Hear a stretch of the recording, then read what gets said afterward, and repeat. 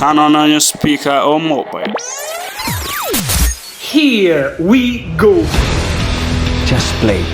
And play as much as possible. And play and play and play. Here he is again. Here he is again. That's astonishing. It's absolutely world class. Try to tactics, to understand the game. Why we decide to do that or not in the other way. You heard it? Yes! Good. Musa, Dennis and Fred. Catch us live at Triple Sports Arena.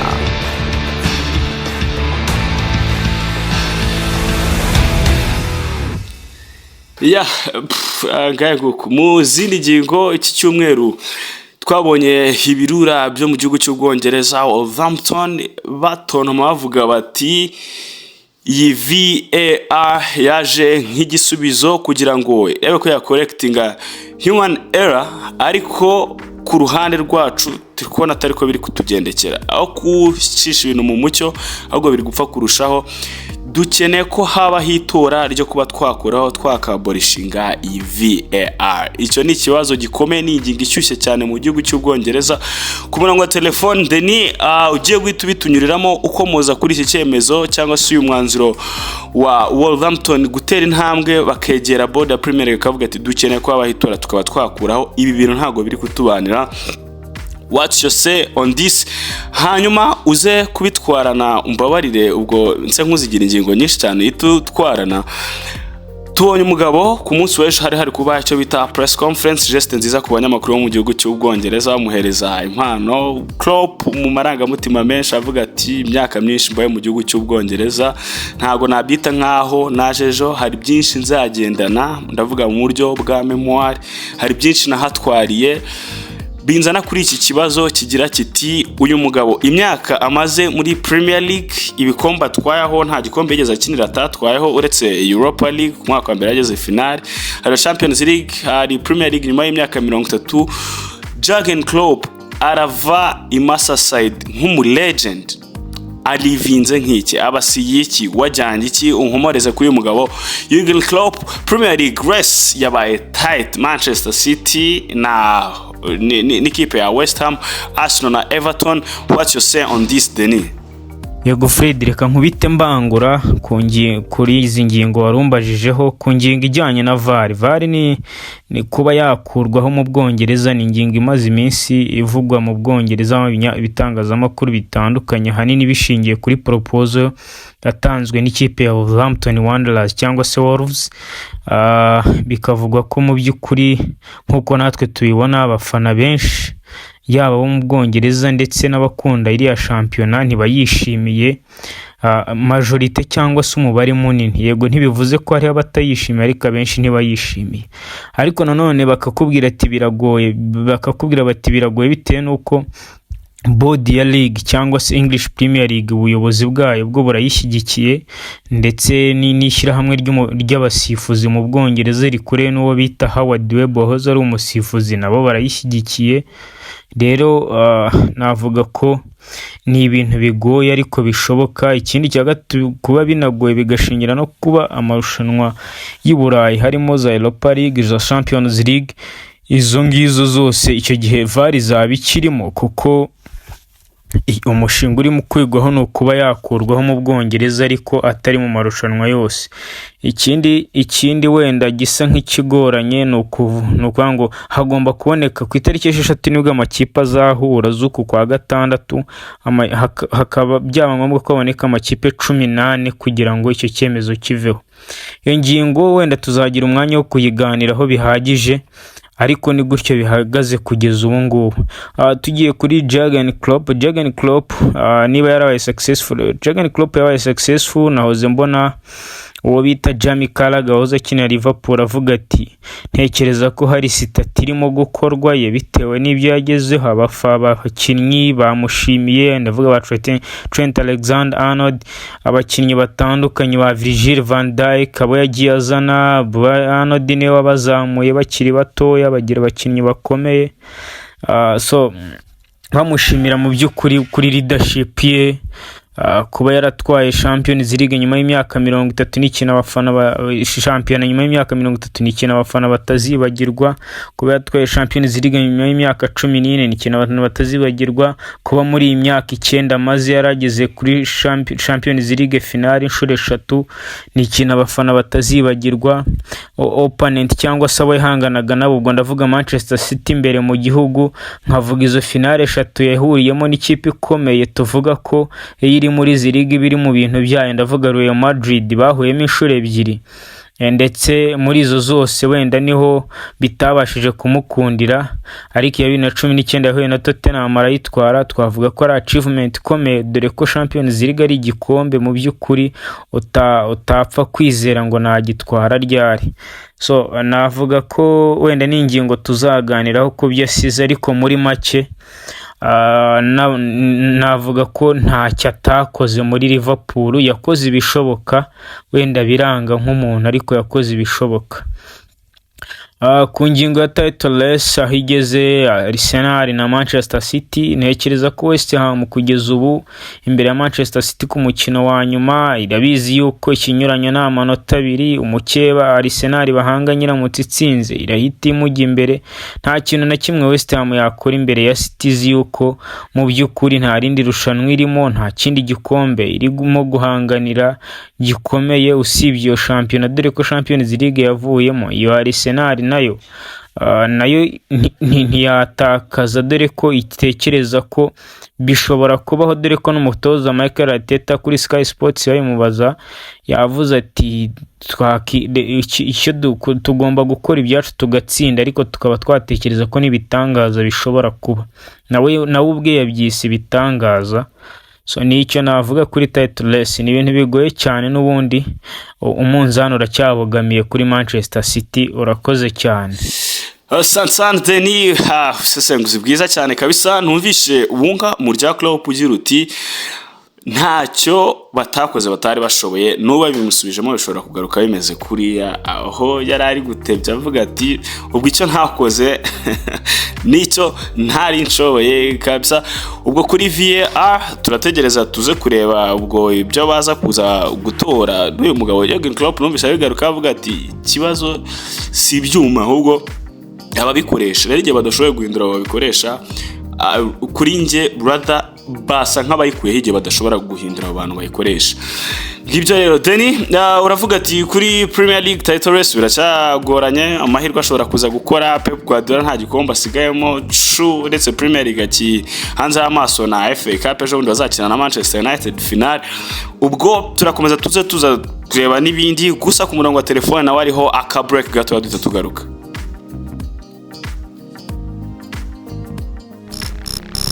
Turn on your speaker or mobile. Here we go. Just play. And play as much as possible. And play and play and play. Here he is again. Here he is again. That's astonishing. It's absolutely world class. Try to tactics, to understand the game. Why we decide to do that or not in the other way. You heard it? Yes! Good. Musa, Dennis and Fred. Catch us live at Triple Sports Arena.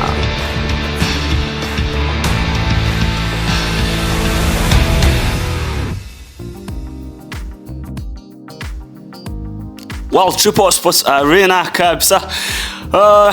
Gusa makuru amahoro umeze neza. Wabyumvishe neza mu kanya Deni ibyo yarari gukomoza aho avuga kuri Jurgen Klopp. Ejo nari ndi kureba inkora hiranya atacinga cyane umucece, ndavuga nyogokuru wa Trent Alexander-Arnold wamureze. Ubwo yari kuvuga ati umuntu twa Brendan Rodgers akiva hano i Merseyside twumva ko hagiye kuza umugabo w'umudage witwa Jurgen Klopp. Abantu banzaga mu matwi bakambwira bati umwana wawe birarangiye nta mupira gikeneye, kuko abadage ibintu byo kurera si ibyabo, ntago bakorana n'ibyo bintu. Ariko biramahire ejo yari yamwandikiye ibaruwa ndetse n'akantu bari bafashe keza amakipe yacu agomba kwigiraho k'amashusho.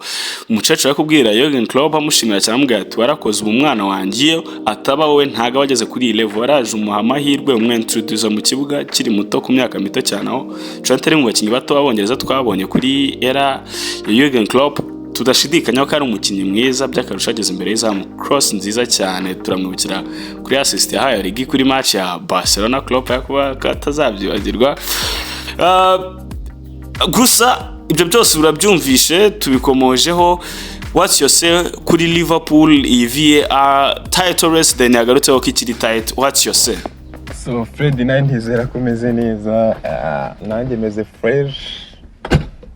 Urakoze cyane no kunyuraho umbwira uti bimeze bite. Ngira ngo rero comment ngewe nahita ntera kuri ayo makesi cyane nko kuri VAR ni ikintu kiri kwigwaho cyane muri iyi minsi muri Premier League. Ni ibintu bari kugenda barebaho, bareba nimba ishobora kugira ni case bari kwiga nimba ishobora kuba yakurwaho muri season itaha no muri season zikurikiyeho. Ngira ngo ni amatora ashobora kuba mu kwezi gutaha, ama equipe atora bareba nimba VAR yakurwaho. Ariko nkurikije ngewe uko mbibona n'ubundi VAR ari ibyo igenda ifasha, ariko hari n'ibindi igenda cyane ko nk'uburyo butandukanye bagenda bayinenga, harimo nko kuza gukererwa ku byemezo bifatwa bigatuma ritme match yaririho ishobora kuza kugabanuka. Hakaza ikindi kintu cy'uko urabona iriya mirongo icibwa yo kureba ngo yararimo ngo harimo iki gice, rimwe na rimwe bikaba isereri bibaza ati se koko nibyo uyu murongo koko uciye gutya bashyiramo imirongo myinshi, rimwe na rimwe bikaba byatuma nk'umukinnyi usiga abona ko abakinnyi kenshi baraserebura sometimes ibintu nyine ntago bikiryoshye cyane, kuko ashaka guserebura akishima barangiza guhamagara VAR ukabona igitego ngo baracyana. So ni ibintu nkanjye ku bwanjye byagiye bigabanya nyine uburyohe, kuko sometimes hari n'igihe avuga iki gitego cyari cyo bimeze gutya, ugasanga nyine birimo biragenda biryoshya football y'iki gihe. So ni icyemezo rero kizafatwaho umwanzuro, ariko nkeka ko ama equipe menshi ashobora kuza gutora ko VAR ishobora kuvaho muri English Premier League, then ama next seasons bikaba byatuma VAR itaza gukomeza. Ariko nanjye n'ikintu nashyigikira, byagiye bigabanya nyine uburyohe mu kuntu ukuntu batinda bareba iminota bifata, ugasanga abakinnyi basuye kuri ritme yo hasi, ugasanga bamwe barimo bavuga ati mujye kuri VAR, bahafata icyemezo gitandukanye n'icyo bifuza, ugasanga bibaye ibibazo. Ariko at least mbere yabaga ari umusifuzi nyine byahitaga byakirwa, nimba ari n'ibintu byabaye bitari byo akavuga ko ari amakosa cyangwa ari ukwibeshya.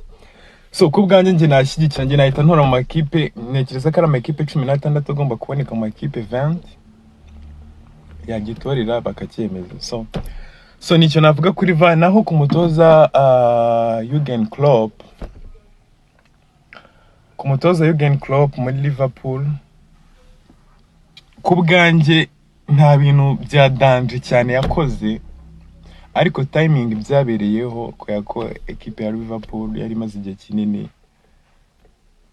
kinini itari kuri standard y'ama equipe akomeye Burayi, idatwara ibikombe, aza kuza gutwara ibikombe abikora nyine mu gihe Liverpool yari maze igihe iri hasi, biza gutuma nyine itazamuka.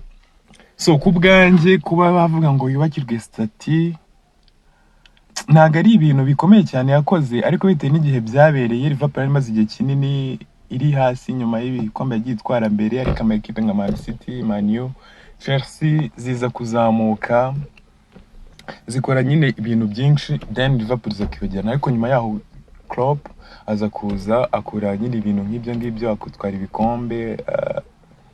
So kubw'ibyo rero byahise bituma azamuka, bimuha valeur nyinshi cyane. Ni umutoza mwiza, yakoze nyine n'ibintu bigiye bitandukanye muri Premier League, muri UEFA Champions League. So ni umutoza mwiza, ariko ikintu gikomeye nuko yabikoze nyine byari byanananiye abantu benshi nyuma y'imyaka 30 Liverpool byari imaze nyine ititwara neza.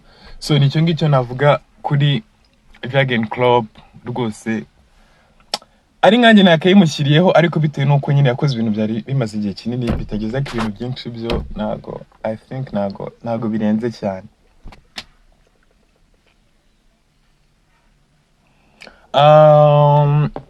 So ku mukino kuri fan day of English Premier League ntekereza ko bakomeje kubona Arsenal na Man City, ariko aho bigeze ubu ngiye Man City ni ekipe ikomeye, ni ekipe ifite umutoza, ifite abakinnyi bafite mentality iri hejuru, imaze imikino myinshi igenda itsinda kandi itsindaje ibitego 4.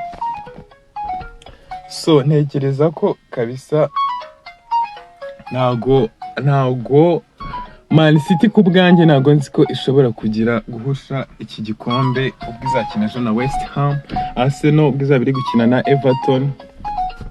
So I